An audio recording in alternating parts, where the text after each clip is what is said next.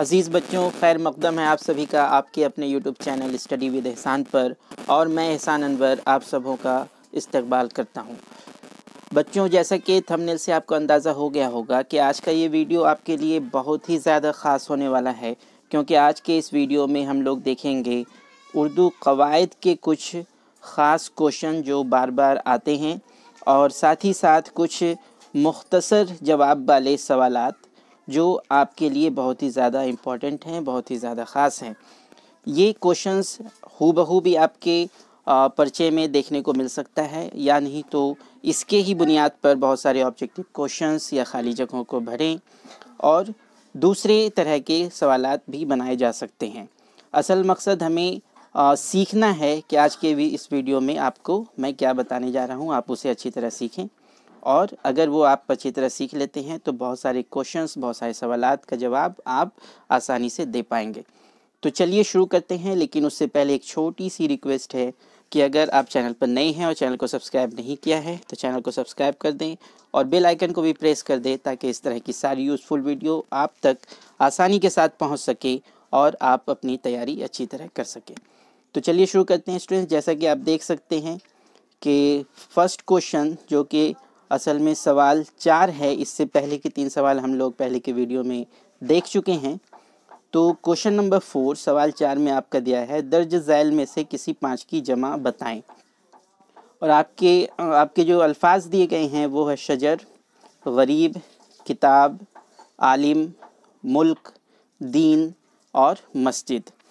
तो मैं इस सब का जमा आपको बता देता हूँ। और कुछ तलबा ऐसे भी हैं जिनको लिखने में परेशानी है, तो वो बिल्कुल ना घबराएं। किस तरह वो लफ्ज़ लिखा जाएगा, शजर की जमा अशजार, किस तरह लिखा जाएगा, ये भी मैं इसी वीडियो में आपको बताऊंगा। तो आप बिल्कुल भी ना घबराएं और सब्र के साथ, पेशेंस के साथ इस वीडियो को आखिर तक ज़रूर देखें। तो सबसे पहला लफ्ज़ आपका शजर है, तो शजर की जमा अशजार। गरीब, गरीब की जमा गुरबा। किताब, किताब की जमा कुतुब। आलिम, आलिम की जमा उलमा। मुल्क, मुल्क की जमा ममालिक। दीन, दीन की जमा अदियान। और मस्जिद, मस्जिद की जमा मसाजिद। उसके बाद आपका सवाल नंबर 5 है, दर्ज झैल में से किसी 5 की ज़िद बताएं। तो फ़ना की ज़िद आपकी हो जाएगी बका। आगाज़ का जमा अंजाम। नूर, नूर का जमा आप तारीकी भी लिख सकते हैं और जुल्मत भी लिख सकते हैं, जुल्मत। तो नूर की ज़िद, ये दोनों में से कोई भी आप लिख सकते हैं, दोनों सही है। बेहिश्त की जमा बेहिश्त की ज़िद दोज़ख। गिरा, गिरा का मतलब होता है बहुत महंगा, तो इसका ज़िद हो जाएगा अर्ज़ा, यानी कि सस्ता। तंग की ज़िद हो जाएगी कुशादा। और सखी की ज़िद हो जाएगी बखील। उसके बाद आपका सवाल नंबर 6 है कि अल्फाज झैल में से किसी 5 की जिन्स बताना है, यानी कि हमें मुज़क्कर और मुअन्नस पहचानना है कि कौन सा लफ्ज़ मुज़क्कर है और कौन सा लफ्ज़ मुअन्नस है। तो पहला लफ्ज़ आपका है नज़्म, तो नज़्म आपका मुअन्नस है। आप बिल्कुल भी ना घबराएं कि किस तरह लिखा जाएगा, उसकी स्पेलिंग क्या होगी, जुमला किस तरह बनेगा, वो सब आपको इसी वीडियो में मैं बताने वाला हूँ। आप बिल्कुल भी ना घबराएं, सब्र के साथ वीडियो को देखते रहें। तो नज़्म ये आपका मुअन्नस है, तो आप इसका जुमला क्या बना सकते हैं, ये नज़म बहुत अच्छी है, ये नज़म बहुत बड़ी है, नज़म पढ़ी जा रही है, वगैरह वगैरह। गज़ल, गज़ल भी आपका क्या है, मुअन्नस है। इसमें आप लिख सकते हैं ठीक उसी तरह जिस तरह नज़म के बारे में आपने लिखा, ये गज़ल अच्छी है, गज़ल लिखी जा रही है, गज़ल बड़ी है। मरसिया, मरसिया आपका मुज़क्कर हो गया, ये मीर अनीस का मरसिया है, ये मरसिया बहुत बड़ा है, मरसिया अच्छा है। नसर, नसर आपका मुअन्नस है। नसर का जुमला कई तरह से बना सकते हैं। ये मीर अमन की नसर बहुत अच्छी है, सर सैयद की नसर बहुत अच्छी है, और वगैरह वगैरह। कसीदा, कसीदा आपका मुज़क्कर है, ये सौदा का कसीदा है, ये कसीदा बहुत बड़ा है, कसीदा पढ़ा जा रहा है, वगैरह वगैरह। हम्द, हम्द आपका क्या है, मुअन्नस है, ये हम्द बहुत अच्छी है, हम्द बहुत बड़ी है, हमद पढ़ी जा रही है, हमद लिखी जा रही है, वगैरह वगैरह। बहुत तरीके से आप इसका आंसर बना सकते हैं। तो चलिए, अब वैसे तलबा जिनको लिखने में भी परेशानी है तो मैं उनको बता दूं कि किस तरह वो लिखेंगे। तो चलिए, अब जैसा कि मैंने आपसे वादा किया था कि आपको बताया जाएगा कि किस तरह लिखना है। तो चलिए, जवाब नंबर 4 आपका ये देखिए, यहाँ पर आपको जैसा कि क्वेश्चन में दिया हुआ था, शजर, शजर की जमा अशजार, गरीब, गरीब की जमा गुरबा, दीन, दीन की जमा अदियान।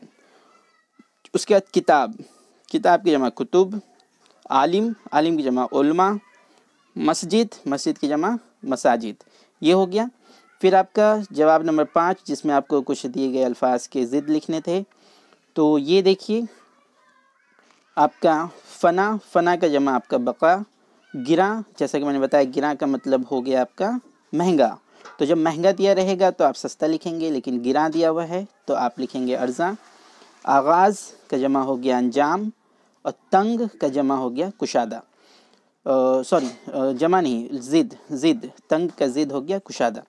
फिर नूर, जैसा मैंने आपको बताया, नूर की ज़िद, नूर का उल्टा, तारीकी भी लिख सकते हैं और जुल्मत भी लिख सकते हैं, जुल्मत, जुल्मत भी लिख सकते हैं। उसके बाद सखी, सखी की ज़िद हो गई बकील, और बेहिश्त, बेहिश्त की ज़खी हो गई दोज़ख। तो ये क्वेश्चन हो गया। उसके बाद जो क्वेश्चन था जिनसियत ज़ाहिर करना था, तो उसके कुछ क्वेश्चंस। तो चलिए, जिन लोगों को, जिन तलबा को लिखने में परेशानी है तो वो यहाँ देख लें कि नज़म, पहला लफ्ज़ आपका नज़म था, नज़म मुअन्नस है। जैसे गुफ्तगू अली सरदार जाफ़री की, सॉरी, अली सरदार जाफ़री की नज़म है। और आप और सिंपल सेंटेंस भी बना सकते हैं, सिंपल जुमला, आसान जुमला बना सकते हैं। ये नज़म अच्छी है, नज़म पढ़ी जा रही है, नज़म लिखी जा रही है, जैसा कि मैंने आपको बताया। और गज़ल, दूसरा लफ्ज़ आपका गज़ल है, और ये गलती से मिस्टेक हो गया है, मुज़क्कर नहीं है, ये आपका मुअन्नस है। गज़ल आपका क्या है? मुअन्नस है। तो ये मेरी अपनी गज़ल है, ये गज़ल बहुत बड़ी है, गज़ल लिखी जा रही है, गज़ल पढ़ी जा रही है, वगैरह वगैरह। कोई भी जुमला आप बना सकते हैं। मरसिया, ये एक मुज़क्कर है। मीर अनीस का मरसिया बहुत मशहूर है। आप सिंपल बनाएं, बहुत आसान। ये मरसिया बहुत बड़ा है, ये मरसिया अच्छा है। बस आपको बस जिनसियत ज़ाहिर कर देनी है, ना कि बहुत अच्छा जुमला बनाने का आपको कोई अलग से नंबर दिया जाएगा। नसर, नसर आपका मुअन्नस है। रजब अली बेग की नसर निगारी मरसा वो मुख्फा है। तो इतना लंबा आपको नहीं बनाना था। ये अच्छी नसर है, सर सैयद की नसर अच्छी है। बस आपको सिंपल जुमला बनाना है। कसीदा, कसीदा आपका मुज़क्कर है। ये कसीदा बड़ा है, ये कसीदा बहुत अच्छा है, कसीदा लिखा जा रहा है, वगैरह वगैरह। अहमद, सॉरी, यहाँ पे अहमद लिखा गया है, असल में ये क्या है? हमद, हमद।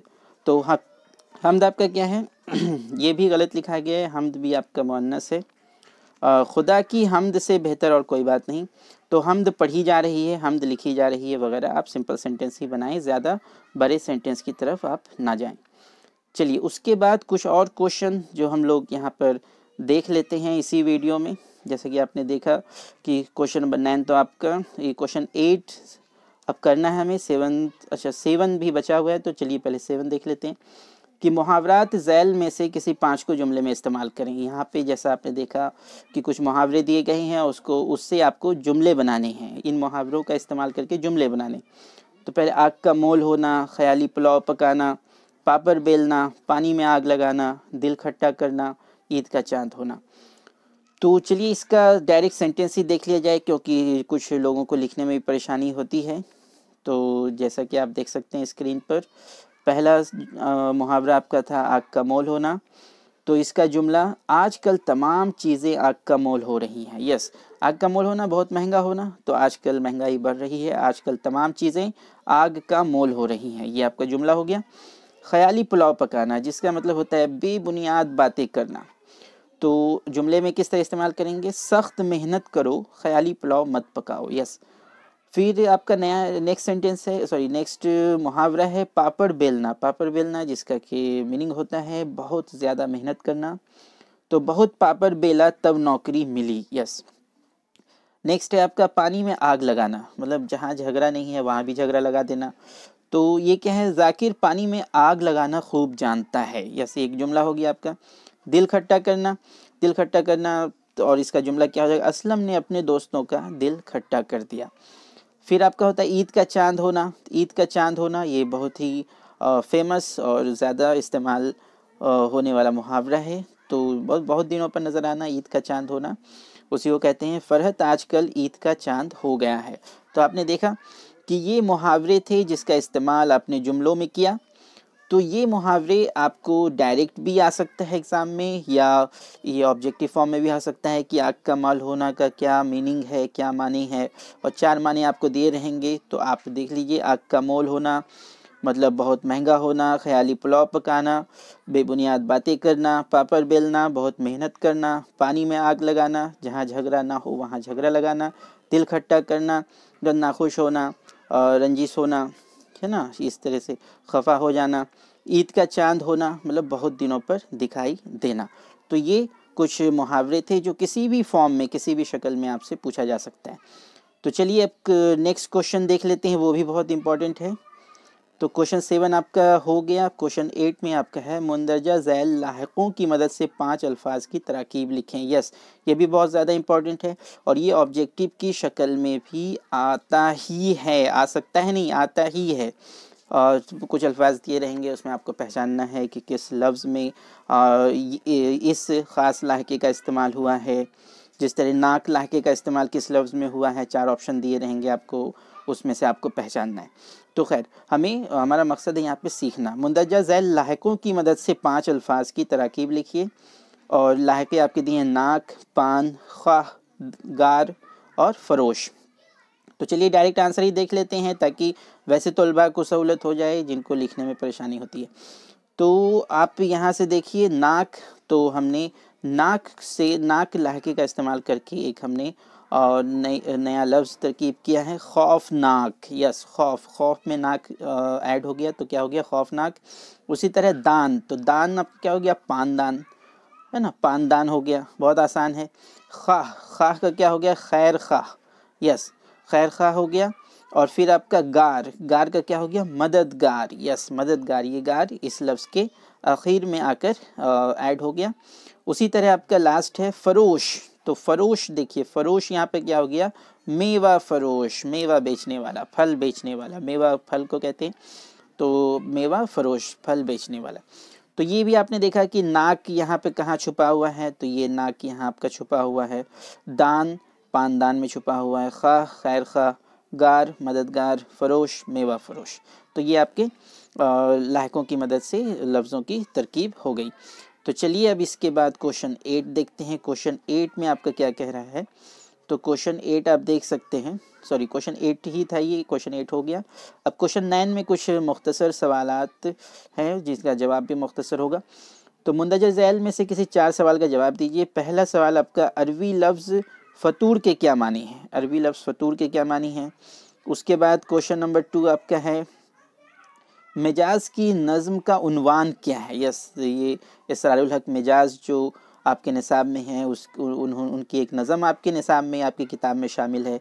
तो उनके नज़म का उन्वान क्या है वो बताना है आपको, कि किस नाम से उनकी नज़म है। किसकी फरमाइश पर किस्सा चहार दरवेश का मीर अमन ने तर्जुमा किया था। यस, किसकी फरमाइश पर किया था, उस शख्स का नाम बताना है आपको। फिर गुबार खातिर क्या है ये बताना है। क्या फिर क्वेश्चन 5 आपका, क्या बागो बहार तबाज़ात दास्तान है, ये आपको बताना है या नहीं है, इसका जवाब देना है। और फिर तशबीब किस सिन्फ का अंसुर है, ये आपको बताना है कि तशबीब किस सिन्फ का अंसुर है और किस सिन्फ का एक पार्ट है। तो चलिए इसका जवाब भी देख लेते हैं। क्वेश्चन नंबर 9 का जवाब क्या हो रहा है। तो आप देखिए क्वेश्चन 9 का जवाब जो है बहुत ही आसान है, और मुझे उम्मीद है कि आपको एक दफ़ा पढ़ने के साथ ही ये समझ में आ जाएगा। तो पहला जवाब देखिए, अरबी लफ्ज़ फ़तूर के मानी तोड़ने के हैं। यस, अरबी लफ्ज़ फ़तूर के मानी क्या है, तोड़ने के हैं। फिर क्वेश्चन नंबर 2 में आपसे मिजाज की नज़म का उन्वान पूछा गया था। तो मिजाज की नज़म का उन्वान आवारा है। यस, आपने नज़म पढ़ी होगी, कई बार पढ़ी होगी कि इसरारुल हक मिजाज ने एक नज़म लिखी है, आवारा। उसके बाद क्वेश्चन 3 था कि किसकी फरमाइश पर किस्सा चहार दरवेश का तर्जुमा किया गया। तो डॉक्टर जॉन गिलक्रिस्ट की फरमाइश पर मीर अमन ने किस्सा चहार दरवेश का तर्जुमा किया। यस, तो आपका जवाब डॉक्टर जॉन गिलक्रिस्ट है, और फिर ये आपको जुमला पूरा करना है। उसके बाद गुबार खातिर मौलाना आज़ाद के खतूत का मजमुआ है। कोई पूछता है कि गुबार खातिर क्या है, तो गुबार खातिर मौलाना आज़ाद के खतूत का मजमुआ है। फिर नेक्स्ट क्वेश्चन आपका बागो बहार तवाज़ात दास्तान नहीं है। वो पूछ रहा था कि क्या बागो बहार तवाज़ात दास्तान है या नहीं है, तो आपको लिखना है कि नहीं है। अब तशबीब जो आपका था, तशबीब वो किसका आंसर है, तो तशबीब कसीदा का आंसर है, कसीदा का आंसर है। तो ये सारे बहुत इंपॉर्टेंट क्वेश्चन है और ये किसी भी शक्ल में या तो हू बहू और या नहीं तो किसी भी शक्ल में आपसे पूछे जा सकते हैं। और आप इसे याद रखें कि लफ्ज़ फ़तूर के मानी क्या हैं, मजाज की नज़म का उन्वान क्या है, किसके कहने पर किस्सा चाहर दरवेश का तर्जुमा हुआ, और गुबार खातिर क्या है, गुबार खातिर लिखने वाले कौन हैं, मौलाना आज़ाद, फिर बागो बहार तवाज़ात दास्तान है या नहीं है, तशबीब किस सिन्फ का आंसर है। ये सारे क्वेश्चंस बहुत ही ज़्यादा इम्पॉर्टेंट हैं और किसी भी शक्ल में आ सकते हैं। तो चलिए बच्चों, वीडियो बहुत ज़्यादा लंबा ना हो जाए, तो आज के इस वीडियो में बस इतना ही। फिर मिलेंगे नए वीडियो में नए क्वेश्चंस के साथ, तब तक के लिए इजाज़त दीजिए। और हाँ, अगर आपने चैनल को सब्सक्राइब अभी तक नहीं किया है तो इसे सब्सक्राइब कर दें और बेल आइकन को भी प्रेस कर दें। बहुत बहुत शुक्रिया।